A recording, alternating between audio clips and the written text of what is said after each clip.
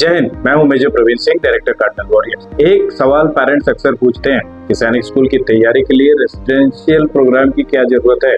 बच्चा घर पे भी तो पढ़ सकता है।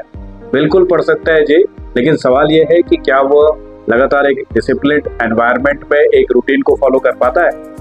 सुबह समय पर उठना, समय पर पढ़ाई शुरू करना, मोबाइल और गेमिंग से दूरी बनाए रखना, डेली रिवीजन करना, रेगुलर टेस्ट देना, गलतियों का एनालिसिस करना और हर दिन उसी डिसिप्लिन को मेंटेन करना। सबसे बड़ी चुनौती यही है। घर पर पेरेंट्स कितनी भी कोशिश कर लें, बच्चा इवेंचुअली अपने फैमिलियर एनवायरनमेंट में रहता है।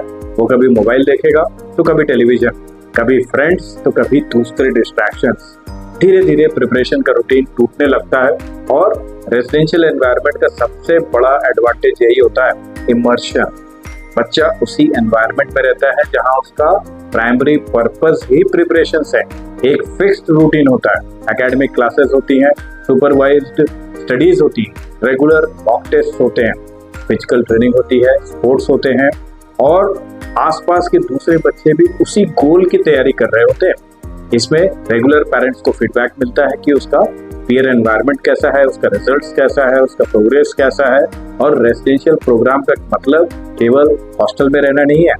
एक अच्छा रेसिडेंशियल प्रोग्राम बच्चों को सेल्फ डिसिप्लिन और रिस्पॉन्सिबिलिटी भी सिखाता है। जो अपना समय मैनेज करना सीख लेते हैं, वो अपने आप को मैनेज करना सीख लेते हैं और एग्जामिनेशंस के प्रेशर को मैनेज करना सीख लेते हैं। इन चीजों को ध्यान में रखते हुए रूटीन को फॉलो करने से ग्रेजुअली वो अपने काम के लिए रिस्पॉन्सिबिलिटी डेवलप करता है।